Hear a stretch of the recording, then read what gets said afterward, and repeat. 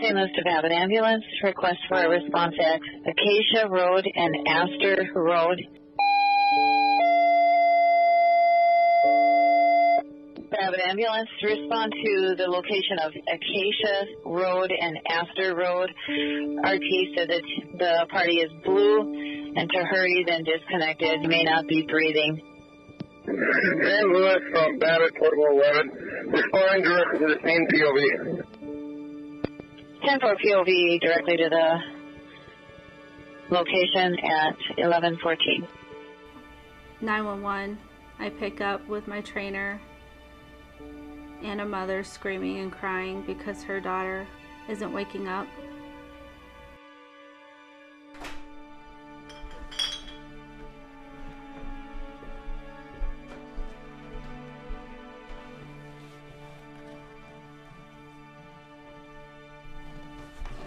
Oh my God.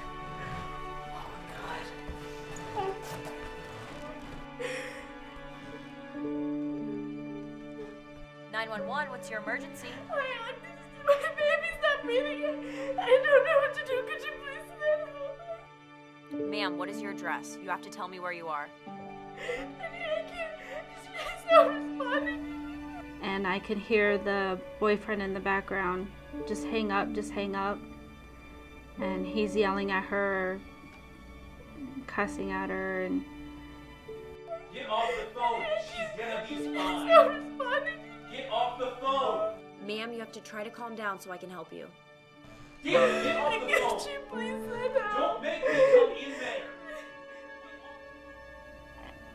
And deep down I'm thinking, well, why is the boyfriend telling the mother to hang up? What's going on?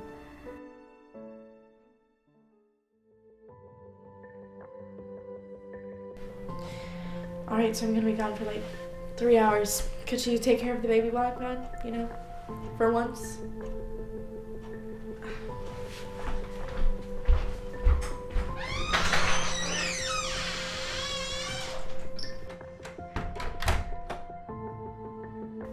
Turns out the mother was gone the night before. The child upset the boyfriend, and he wanted the child to be quiet.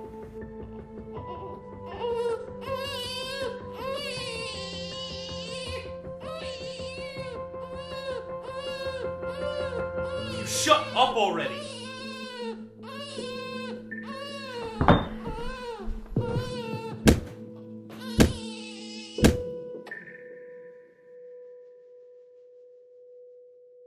So he thought it would be best to beat the kid to where the kid was gone. He literally beat the kid to death. That was hard. That was the worst call that ever. That was the first week. A call comes out for a man just called communications. A man just called his mother and said he just beat a woman to death. And my field training officer, Terry, looks at me and goes, yeah, right, you know, that's nothing. He gets on the radio. It wasn't in our beat, but for training purposes, he thought, well, we'll go over there and see what it is. We end up getting in there, and here on the floor was a lady with her head just caved in, brain matter everywhere, pools of blood in the shag carpeting, and in several different places on the wall you could see where she had laid her head and rolled back and forth, you know, trying to get her wits about her, because what was happening before he killed her was he was popping her in the head about 10 times each. She fell, went up against the wall. Okay, and he would say things like, how does that feel? You know, that's the way you treat me, blah, blah, blah.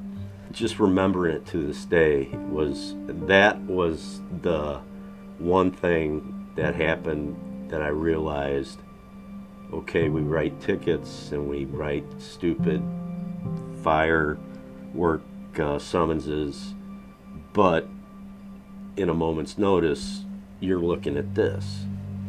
And obviously that day I got to see the different reactions by veterans and by the rookie, you know.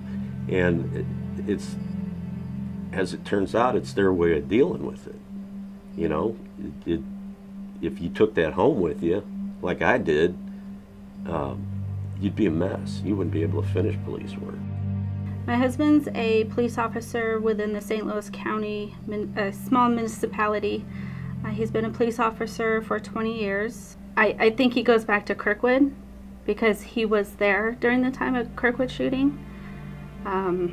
He really doesn't like to talk about it, but every once in a while he'll bring it up.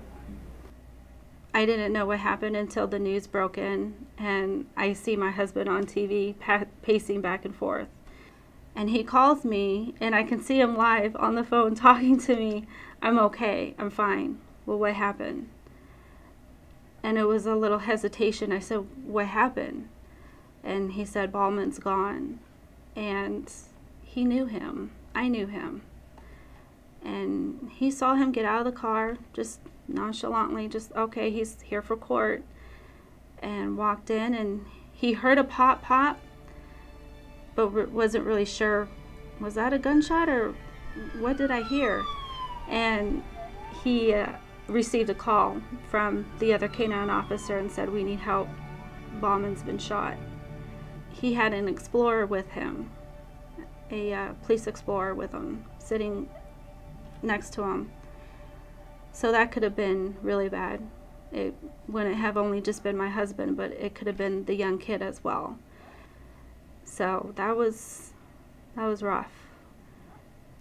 That's when it was like, okay, this is real. Most of my uncle and my father, who lived and who passed away, they did not make it to the end of their careers. And my goal was, I am going to watch myself, take care of myself, and make sure that I make it to 65. And I had all the signs set up, you know, and I missed them. You know, I missed them. I didn't keep it in my head that, hey, wait a minute, you know, you're starting to get aggravated. And even after I caught it the first time, I still missed it the second time. It's just like something that comes up, like, okay, I've defeated this. And the next thing you know, it's back on your trail again because of certain stress points. It got worse at home. I started noticing that I was sad a lot. I didn't want to be with anybody, didn't want to talk to anybody. Things that were interesting to me, hobbies, whatever, I didn't feel like doing them, you know. And then eventually I started realizing, hey, I'm going into depression here. When he goes to work, what's going to happen?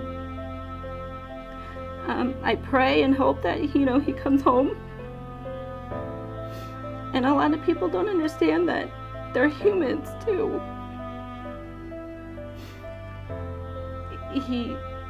He has a family, he has kids that he needs to come home to. And a lot of people don't understand that. They only see the badge and the uniform. That's all they see. They don't see beyond that. And he's a really good person. He really is. And I hope people just see beyond that. It's a job. It doesn't make very much, but it's a job to him, and it's what he loves. I wish people would understand that.